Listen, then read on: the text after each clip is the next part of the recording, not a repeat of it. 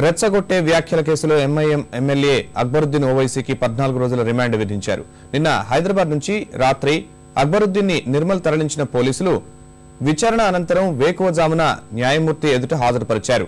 అనంతరం న్యాయమూర్తి ఆయనకు 14 రోజుల రిమాండ్ విధించారు.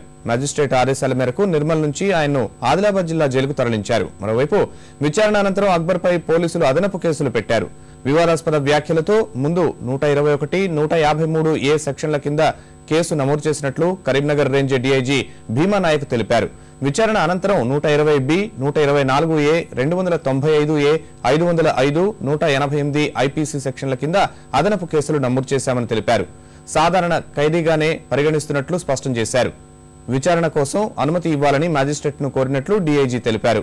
అటు మెరుగైన చికిత్స కోసం చెంచల్గూడకు తరలించాలన్న అక్బరుద్దీన్ పిటిషన్పై నిర్మల్ కోర్టులో వాదనలు పూర్తయ్యాయి.